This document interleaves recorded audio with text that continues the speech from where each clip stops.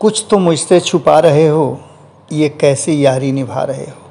कुछ तो मुझसे छुपा रहे हो, ये कैसी यारी निभा रहे हो। थरथरा रहे हैं लब तेरे, थरथरा रहे हैं लब तेरे, शायद कुछ कहने से घबरा रहे हो।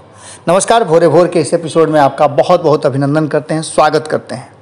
जैसा कि आप सभी जानते हैं कि भारतीय जनता पार्टी और नीतीश कुमार की जनता दल यूनाइटेड दोनों भले ही सब कुछ ठीक होने का दावा करें, लेकिन सब कुछ ठीक नहीं है।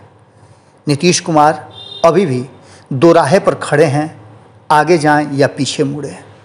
नीतीश कुमार के लिए ये फैसले की घड़ी है और इस फैसले की घड़ी में नीतीश कुमार अपने आप को मजबूत करके उस वक्त का इंतजार कर रहे हैं जब उन्हें उचित फैसला और उनके मन मुताबिक फैसला लेने का हिम्मत हो जाए।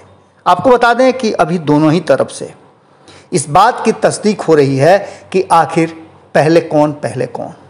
जैसा कि आप सभी जानते हैं कि सत्ता का ललक और सत्ता का भनक दोनों ही सत्ताधारियों के लिए हर तरह के कुर्बानियों को और हर तरह कुछ सहने को प्रेरित करता है या फिर मजबूर करता है। ऐसा ही कुछ देखने को मिल रहा है बिहार की राजनीति में, क्योंकि भारतीय जनता पार्टी को ये बात लग रही है कि यदि नीतीश कुमार का साथ छोड़ देगी तो आरजेडी उसके साथ आने के लिए तैयार नहीं है। और दूसरी तरफ नीतीश कुमार को भी ये लग रहा है कि क्या वो फिर से वापस जाएंगे तो पुराने वाले सम्मान उन्हें प्राप्त होगा, क्योंकि 2017 में नीतीश कुमार जिस तरह से महागठबंधन को छोड़ करके आए थे वो बातें अभी तक कोई भूला नहीं है। और ख़ास करके बिहार की जनता की बात करें तो बिहार की जनता भूली नहीं है। वहीं दूसरी तरफ अभी भी ये तय करना नीतीश कुमार के लिए बड़ा थोड़ा सा मुश्किल हो रहा है और जल्दबाजी भी होगा कि क्या तेजस्वी यादव पर भरोसा किया जा सकता है, क्योंकि तेजस्वी यादव अभी राजनीति में पूरी तरह से परिपक्व नहीं हुए हैं। लालू प्रसाद थे तो बहुत सारी बातें ऐसी थी जो नीतीश कुमार उनसे सहजता के साथ कह देते थे, लेकिन अब तेजस्वी यादव के सामने बहुत सारी बातें वो नहीं कह पाएंगे। आज के भोरे भोर में हमने आपके सामने एक सवाल रखा था कि बीजेपी ने नीतीश का नाम और सब कुछ इसलिए बढ़ा दिया है, इसलिए स्थापित रखा है कि उसे सत्ता में बने रहना था और नीतीश कुमार की जिद थी, उनकी चाहत थी कि वो सीनियर पार्टनर बनकर के सत्ता के शीर्ष पर बने रहें। इन्होंने पहले ही इस बात के लिए भारतीय जनता पार्टी को स्वीकृति दिलवा ली थी। आपको बता दें अब स्थिति जो सामने है उसमें लगातार नीतीश कुमार को भारतीय जनता पार्टी औकात दिखा रही है। कोई नीतीश कुमार को ये कहता है कि नीतीश कुमार जो वक्त है उस वक्त के हिसाब से मजबूरी के मुख्यमंत्री बन गए हैं।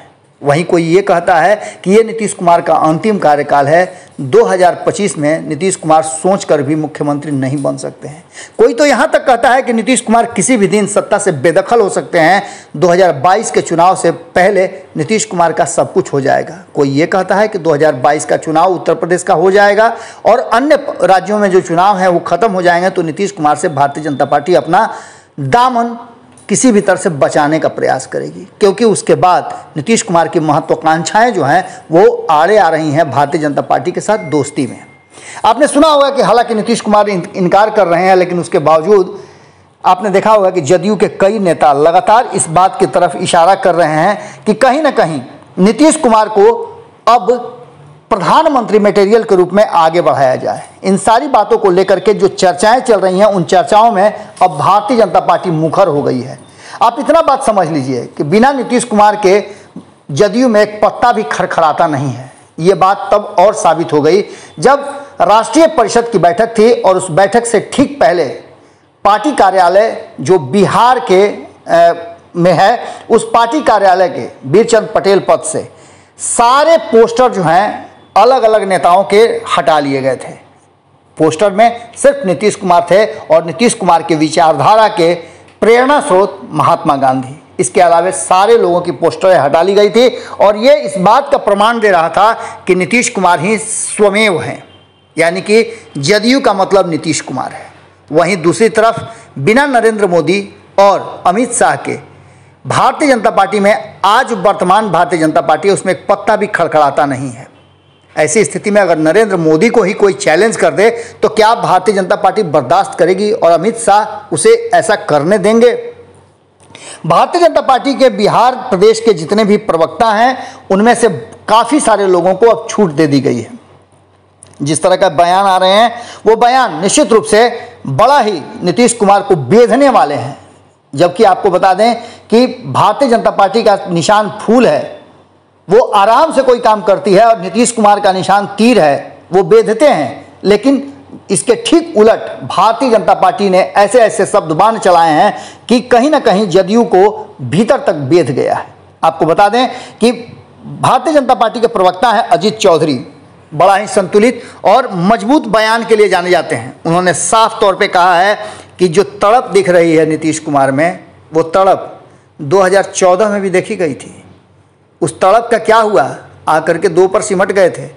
वो तो कहिए कि नीतीश कुमार भारतीय जनता पार्टी का दामन पकड़ लिए, इसलिए 2019 के चुनाव में उन्हें 16 सीटें प्राप्त हो गई, वरना उनकी हालत बिहार से गायब होने वाली थी। इतना ही नहीं, उन्होंने इसके अलावा अभी बहुत सारी बातें कही है। उन्होंने यहाँ तक कहा कि एक अपंग व्यक्ति यदि ट्राई साइकिल पर बैठा हुआ और खूब स्पीड से भागता है तो उसे एहसास हो जाता है कि वो कितना तेज़ भाग रहा है, पैरों वाले से भी ज़्यादा उसकी स्पीड है। लेकिन जैसे ही ट्राई साइकिल से उतरता है उसको एहसास हो जाता है। सीधी तौर पे आप समझ रहे हैं कि कितनी बड़ी बात अजीत चौधरी ने कही है, और इस बात का अभी तक काट किसी भारतीय जनता पार्टी के नेता ने नहीं कहा है, और न ही उनके बयान को किसी को ये कहने का अधिकार है कि उनके निजी बयान है, क्योंकि वो पार्टी के अधिकृत प्रवक्ता हैं और उनके द्वारा दिए गए बयान कहीं ना कहीं पार्टी के अधिकृत बयान माने जाएंगे। अब ऐसी स्थिति में नीतीश कुमार के लिए कौन सा रास्ता बच जाता है? लगातार लालू प्रसाद, तेजस्वी यादव, कांग्रेस सभी निमंत्रण दे रहे हैं कि आप छोड़िए एनडीए का साथ और हमारे साथ आ जाइए। अब ऐसी स्थिति में आप समझ सकते हैं कि नीतीश कुमार के लिए रास्ते कितने हैं। क्या नीतीश कुमार एक बार फिर से अपने विचार बदलेंगे या अंतरात्मा की आवाज़ जगाएंगे? एक तरफ जहां लगातार ये बातें चल रही है कि नीतीश कुमार को जिस तरह से प्रधानमंत्री नरेंद्र मोदी ने 2015 में उनके डीएनए की बात कर दी थी, आज एक बार फिर से उसी कटघरे में खड़े हैं नीतीश कुमार, और भारतीय जनता पार्टी उन पर सिर्फ इसलिए हमला कर रही है कि उनके पार्टी के लोग चाहते हैं कि प्रधानमंत्री मटेरियल के रूप में नीतीश कुमार का नाम सबसे ऊपर आ जाए। सोचने पर भी भारतीय जनता पार्टी क्या पहरा लगाएगी? ये बातें लोगों के कहने हैं जो जनता दल यूनाइटेड से जुड़े हुए हैं। इन सारी बातों को लेकर के नीतीश कुमार ने साफ तौर पे इनकार किया है कि नहीं नहीं ऐसी कोई बात नहीं है। लेकिन नीतीश कुमार के इस बात को लेकर के और इस पूरे मुहिम को लेकर के जिस तरह की चर्चा छिड़ गई है, उससे साफ लग रहा है कि भारतीय जनता पार्टी नीतीश कुमार को पूरी तरह से औकात दिखाने से एक कदम भी पीछे हटने के लिए तैयार नहीं है।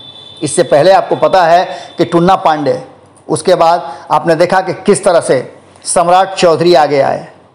फहरिस्त बहुत लंबी है, यहाँ तक कि संजय जायसवाल ने भी नीतीश कुमार को छोड़ा नहीं है। विपक्ष क्या हमला करेगा, उससे कई गुना ज़्यादा उनके सहयोगी उन पर हमलावर हैं। और भारतीय जनता पार्टी तो जैसे नीतीश कुमार को इस बार 2020 के परिणाम के बाद इस तरह का व्यवहार कर रही है जैसे वो अछूत हों। इसी नीतीश कुमार के कंधे पर सवार होकर के भारतीय जनता पार्टी ने बिहार की सत्ता में प्रवेश किया था। इतना ही नहीं, 2015 में बिहार की जनता ने भारतीय जनता पार्टी को सत्ता से बेदखल कर दिया था। वो नीतीश कुमार का कंधा ही है जिस पर बैठ करके भारतीय जनता पार्टी बिहार की सत्ता में फिर से वापस आई थी। और बदले में भारतीय जनता पार्टी ने जो कुछ भी किया, संपादक नमन मिश्रा जी इस बात को पूरी तरह से, कल आपने सुना होगा पंचनामा में किस तरह से उन्होंने सारी बातों को खुलासा कर दिया कि आखिर नीतीश कुमार के लिए कैसी योजना बनाई थी और किस तरह से उनके सेफ साइड जा करके गोल पर गोल कर दिया चिराग पासवान को सामने करके। नीतीश कुमार ने चिराग से तो बदला ले लिया, लेकिन अब एक बड़ा अवसर नीतीश कुमार के सामने है, और वो है कैसे वो भारतीय जनता पार्टी के इन शब्दबाणों का जवाब देंगे। क्या जवाब देने के लिए नीतीश कुमार को कोई बड़ा एक्शन लेना होगा? आपको हमने खबरों के माध्यम से बताया था कि नीतीश कुमार कोई बड़ा डिसीजन ले सकते हैं, ये हमने कल ही आपको बताया था। वो वक्त धीरे धीरे करीब आता जा रहा है, और ऐसी स्थिति में जहां एक तरफ भारतीय जनता पार्टी नीतीश कुमार को बार बार औकात दिखा रही है, क्या नीतीश कुमार भी अब एक बार फिर से बिहारी औकात को दिखाने के लिए, जबकि उनको फुल समर्थन मिल रहा है विपक्ष का, तैयार होंगे? क्या बिहार में बड़ा परिवर्तन की लहर बहने लगी है? भोरे भोर में आज यहीं विराम देते हैं। आपके जवाब का हमें इंतज़ार होगा, क्योंकि आप बिहार के सुलझे हुए 10 लाख लोग हैं जो लगातार भारत लाइव के सदस्य के रूप में अपने विचार रखते रहे हैं। आपके विचार भारी भारी संख्या में आनी चाहिए। भर भर करके अपने जवाब दीजिए और बताइए कि बिहार किस दोराहे पर खड़ा है, आप क्या सोचते हैं। बहुत बहुत धन्यवाद। अगर ये वीडियो पसंद आई और वह बिहार के राजनीति और बिहारियत से सरोकार रखेनी तो सब्सक्राइब बटन दबा के चैनल के सब्सक्राइब कर ली। ओजे एगो घंटी बा, ओकरा बटन दबा देला से कुल सटीक और मारक खबर रुआ मुफ्त में मिल जाई। अगर रुआ पत्रकारिता के हमनी के नया प्रयोग में सहयोग कर चाहतानी तो ज्वाइन बटन दबा दी। पेटीएम नंबर नोट कर ली 9386816700। धन्यवाद।